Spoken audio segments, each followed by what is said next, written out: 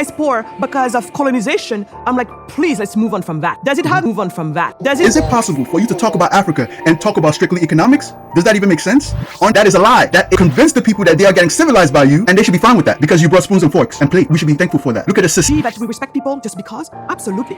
But that's really not the world we live in. So when China got tired of being disrespected, they're like, maybe she doesn't want to talk about how these Europeans use their companies, use their proxies to actually insert themselves into most of the economies in Africa. You cannot talk about economics without talking about politics. It's just impossible. And these points that she has made are just now. Human rights doesn't matter. So long as the country looks good and the optics, and you have to be ready to go on the offensive at any time. Yo, what's going on, guys? It's unfortunate that in 2022, we still have Africans who come to the front to say the most outrageous stuff. You would think the people who want to speak for Africa would at least be well-rounded enough to be able to represent us accurately. But you will see that this lady has no basis for what she's saying, coming from one angle and pretty much putting out the wrong narrative about Africa. So I'm gonna debunk everything that she's saying and just let you know that this lady is wrong. Now, with that being said, I have no problems with Jordan Peterson. I like his content, but sometimes the anti-blackness just kind of comes right out of him. So let's get into this and you understand what I'm trying to say. Like, share, and subscribe before we get into it. It's your boy J Wave. I do content about Africa. That's my passion. Let's get it. President of Rwanda is explicit about it. He said he wants to be the Singapore of Africa, and Lee Kuan Yew is his mom. See, right there's already a fundamental problem. And the reason why is particularly Rwanda. Now, the dirty mouths are going to start shouting, oh yeah, see, authoritarian, blah, blah, blah, whatever. Me, I want to talk only about the on the economic side.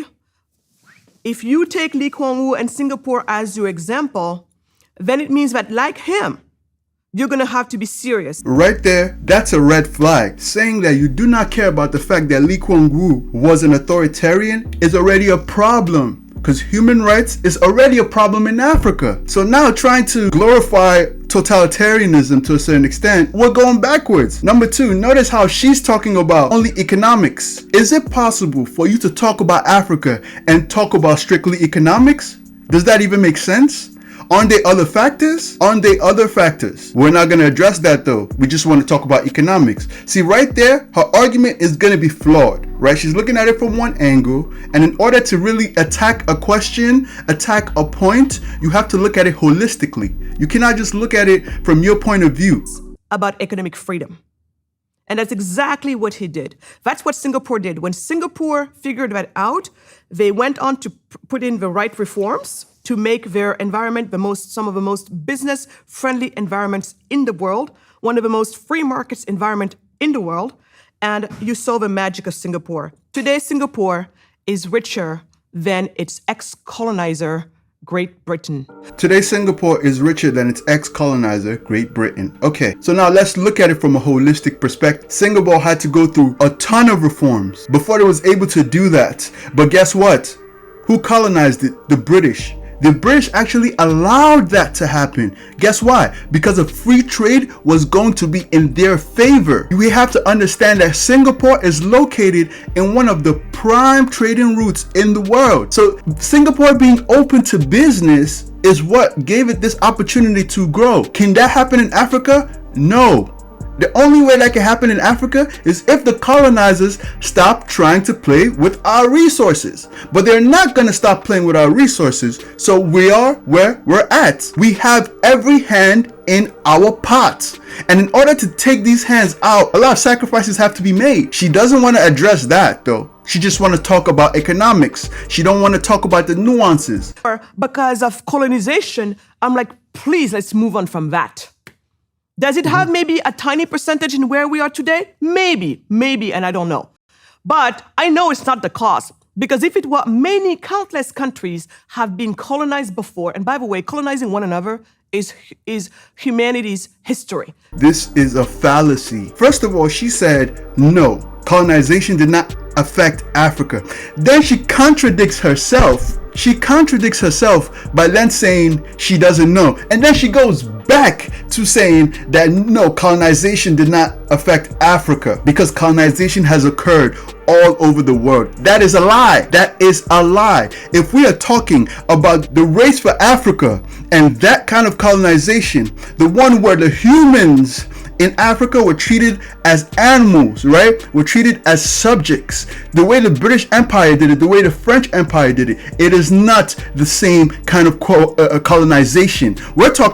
She's talking about conquering and having other nations become part of your empire. That is totally different from having a colony that you extract resources from and you put nothing into. You convince the people that they are getting civilized by you, and they should be fine with that because you brought spoons and forks and plate. We should be thankful for that. Look at the systemic poverty in Africa. Oh, we just caused it for ourselves, but everywhere else in the world is able to progress. We need to think more critically. It just happened that maybe Africa has been one of the last, colonized region in the world. So in our psyche, it is there, and it acts like nothing happened before to others. But flash news, it's the history of the world. We've been capturing each other back and forth, all of that. So this reminds me of that bootstrap narrative they use in America. I never used to understand that narrative, but when I hear an African saying that about Africa, it makes me emotional to a certain extent that I understand what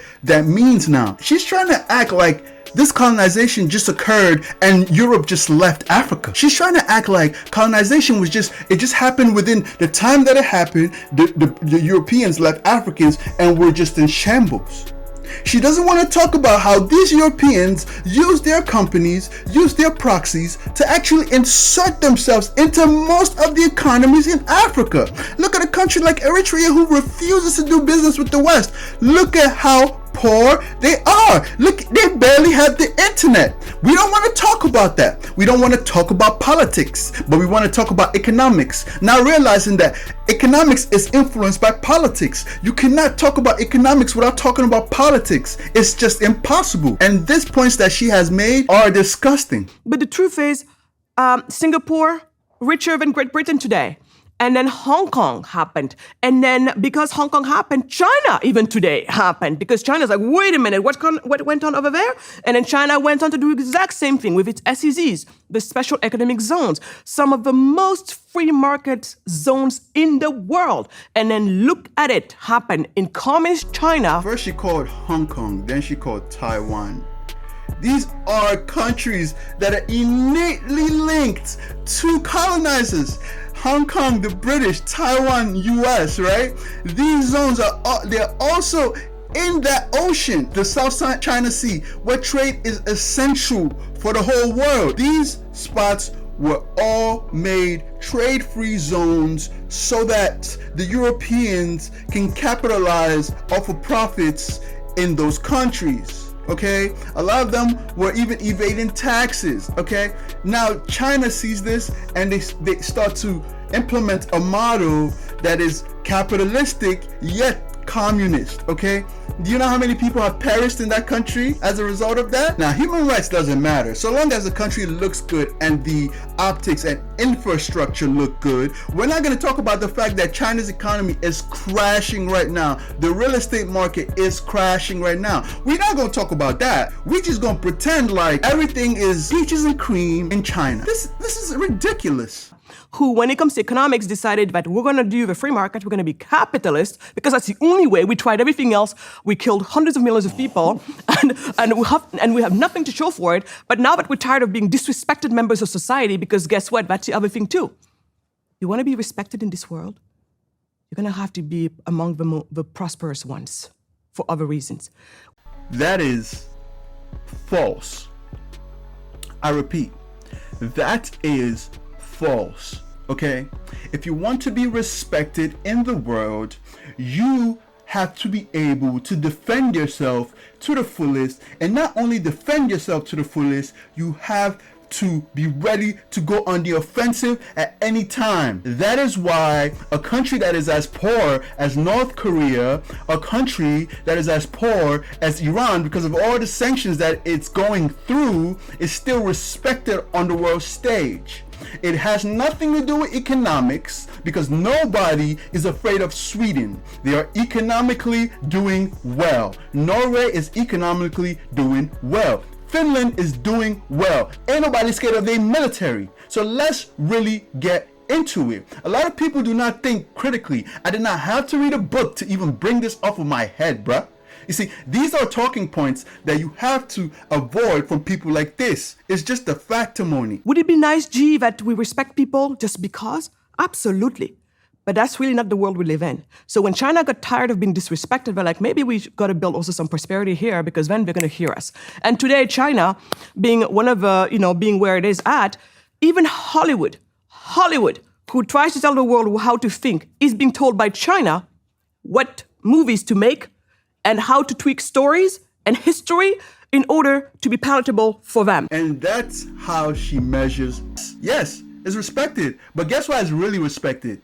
Because when they had a military, they knew what was up. Let's not talk about Hiroshima. They knew what was up. Japan put itself on the world map militarily. Don't get it twisted. So did Iran, and so did even Israel. So don't get it twisted. It has nothing to do with economics. You see the power that comes with being prosperous. Her obsession is with prosperity. Her obsession is with being prosperous. She's not even thinking about how to be prosperous from all different angles, addressing the economic aspect, the social aspect, right? The political aspect. She just wants to focus on economics, thinking that some magic is going to happen. Some Lee Kuan Yew magic is going to happen. It does not happen like that. You're fine with people losing their lives. You're fine with totalitarianism. It doesn't work like that. Let's address all the issues, from political to social to economic, and then really come with a decision. Really come with a decision that involves these Europeans leaving our resources for us, leaving our governments for us, not overthrowing us like the way they did Patrice Lumumba, like the way they did Amilcar Cabral, like the way they did Kwame Nkrumah and everybody else I can name. It is just the facts. Leave our economics for us. Leave the Congo. Leave all these places and watch Africa flourish. We're not dumb. We made everything. We made you.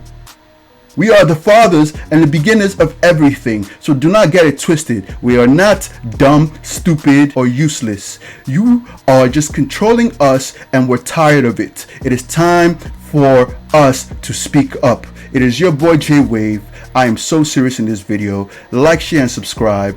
And I don't like the coonery.